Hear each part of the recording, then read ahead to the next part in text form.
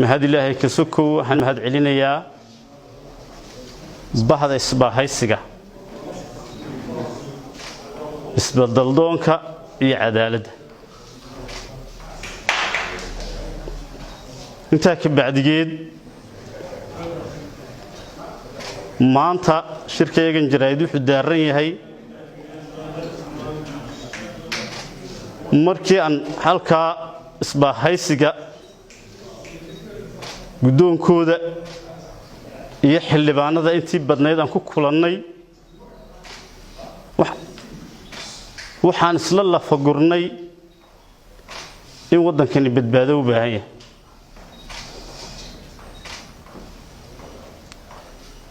kow waxaan ku heshiinay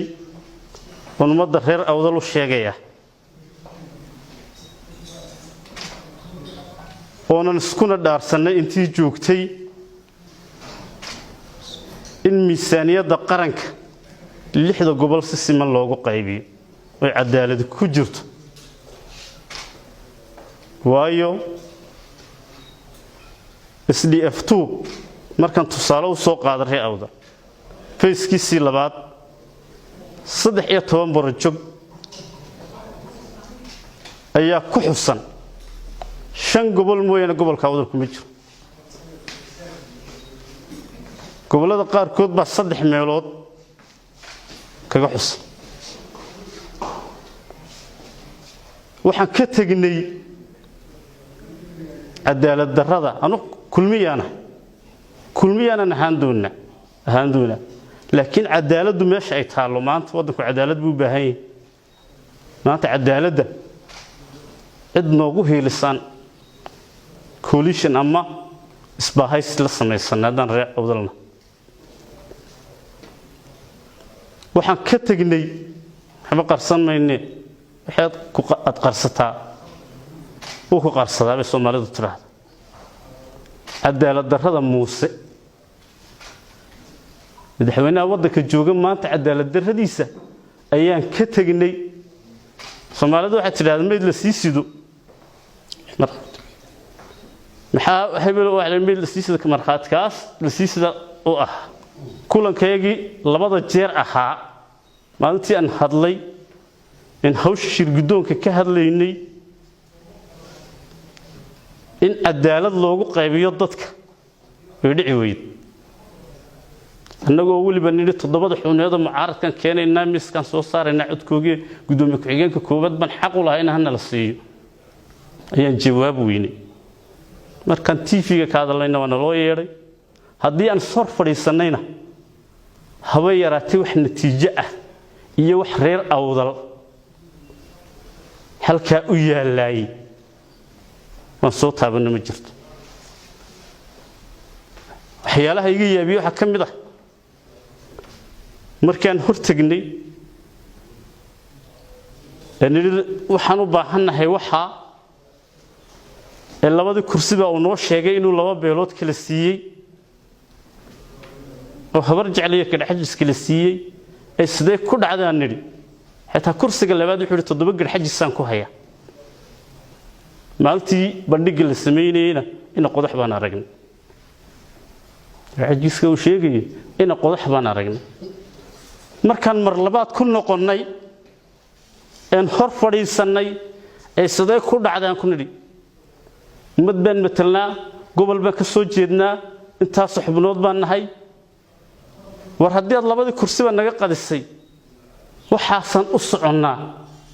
jawaabna lama siin war ma ina kaasa naga miisan cuslaaday markaan nidina wuxuu noogu jawaabay isaaq buu tirsanaya isaaq waniga bawal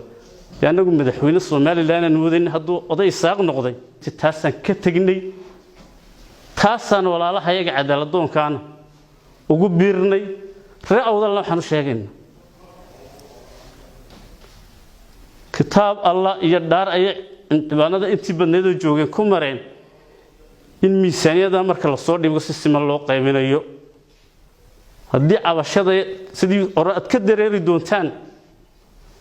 oo barino isaaqayn doontaan kitaab Allah inuu maran ku waxaan maaminay wayna mareen وعد الله أنا كقاتي وحشي لنا نفسنا مجرد ummadayda waxaan caddaynaya anugu xaq waxaad u lahaydeen inaad miisaaniyadda wax ka heshaan ragana waan dhaariyay waxaan hawsha dhaafsiisanay gobolka awdal haddaan nahay xildhibaanadii xisbiga kulmiye anigoo ah inta kalena u talinayo walaalahay leeyahay war dariiqa xaqa ah kitaab baa layni marin doonaa ilaahay baan u dhaarannay laba jeer baan madaxweynaha hortagnay jawaab baynu weynay war ilaahay baan nagu dhaarshiyeen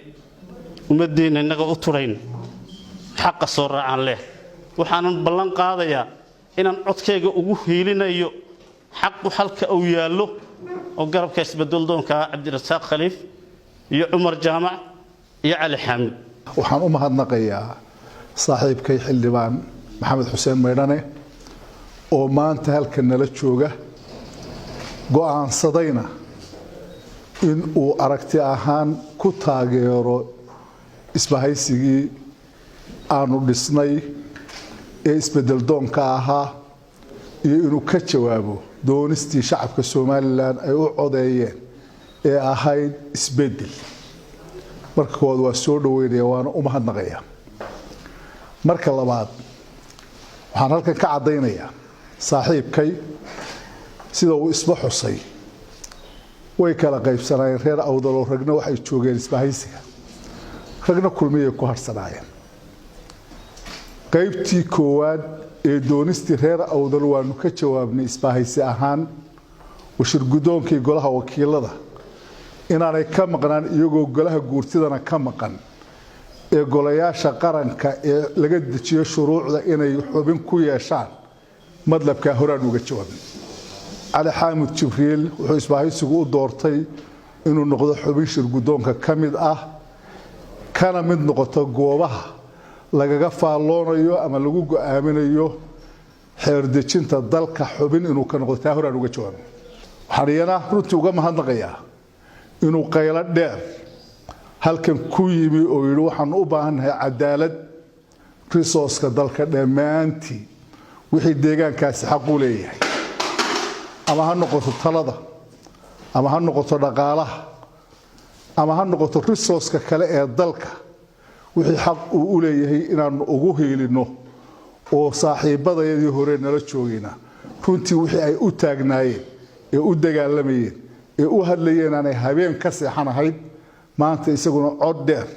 oo wax shardi ah oo kale idinku xiran ma jiro waxa kaliya ee aan doonayaa wardad iyo deegaan baan matalayaa cod baa la igu soo doortay codkaygu waxaan rabaa dadkayga inuu xog gooyo waxaan u ballan qaadaynaa Maxamed Xuseen Maydhane oo ku niyad samaanaysa xubnaha isbahaysiga ee maanta kontonka ku dhow inay ku ballan qaadeen oo ku siiyeen hadday deegaankaaga ka soo jeedaan anigu afkoodii ku hadlaya iyo hadday deegaanka dhexe ka soo jeedaan iyo hadday deegaan bari ka soo jeedaanba in xuquuqda dadka reer awdal si siman aynu u wada ilaalino ama miisaaniyad ha ku jirto ama ha ku jirto maxaa mid kale oo hay'adaha caalamiga international NGOs ku bixiyaan ama ha noqoto saami qaybsi ha noqoto ama wax ku saabsan maxaan idhaahdaa dhammaan xuquuq ay dadkaasi leeyihiin oo ay xaq u leeyihiin inaan kuugu helino kuugu garab istaagno saaxiib waxaan kubaa in ragga ka soo horeeyay joogay isbahaysigu inay rag qiimo leh oo arinta u taagnaa oo aad garab u heli doonto inta maqan ee dib wali sii eegaysana inaad ceelaliyo u tahay oo maanta adigu ninkii ugu horeeyay aad noqon doonto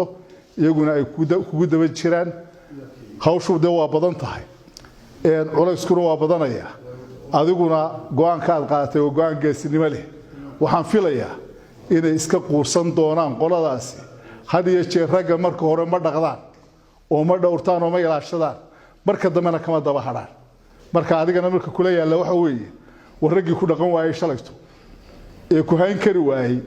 ee ka jawaabi waayay wixii ay doonayeen dadkaaga iyo deegaankaagu maanta qaylada isu baxaysa raganimadeedii adkaysigeeda waa laga rabaa waxaan halkan rabaa inaan ka cadeeyo iyadana in uu xubnahaygii shir gudoonka isbahaysiga uu maanta nala joogin Cali Xaamid oo hawl shaqo magaalada Boorame ugu maqan runtiina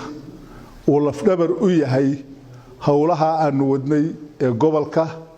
iyo arrimihii maxaan raahday horumarintiisa iyo ka hadalka xuquuqdiisa waxaana dhici doonta insha Allah taala xubnahaas gobolka awdal idamka ilaahay tabashadooda soo dhameystiran in annagoo isu dhan xubnii reer awdal iyo xubnaha iyaga kale annagoo isu dhan in heshiis weyn oo ka turjumaya baahidooda oo ka turjumaya taageerada aan u hayno haddaanu nahay isbaahaysiga inaanu iyadana qaban doono insha Allah taala maxamed wuxuu ka turjumayaa dareenka reer awdal gobolka oo dhan fariintu ku yimi maaha keligii waa talo reerka iyo salaadiintii iyo aqoon-yahankii iyo dhallinyaradii iyo dadkiiba soo gaadheen waa talo nala kaga soo daray Boorame iyo awdal oo nagu soo raacay waa talo reerka oo dhan ka yimi wuxuu ku hadlayaa afkii gobolka afkii deegaanka wuxuu halkaas ballan nagaga qaaday inaanu kula bahoobayno dareenka shacbiga awdal iyo horumarkooda iyo inaan mar dambe codkoodu uu noqdo mid meesha yaala saddex dhardhaar weeye meesha qaranka talintiisu mid waa golaha wasiirada madaxweynaha magacowda eriya laakiinse ninkani waa nin shacbigiisa soo doortay kalsoonidii shacbigiisa ku fadhiya aanay cidina eri karin la dadku ay codkooda kala noqdaan mooyaane maanta wuxuu ku hadlay codkii dadkii soo doortay ayuu dareenkooda muujiyay oo uu muujiyay inuu iyaga ugu gelayo isha baahidooda halka ku jirtan uga soo saarayo taasoo annagana wacad nagaga qaaday aanu kula ballanay inaanu dareenka reer awdal miiska saari doono mar balbana uu noo ahaanayo mataqaanaa waxyaabaha ugu horeeyaan wax ka qabanayno waanu mahad celinaynaa shacabka reer awdal sidii wanaagsanee noo taageereen salaadiin dhalinyaro haween iyo sida ay noogu soo wadaan xildhibaanadoodii kalena aad baan u mahad celinayaa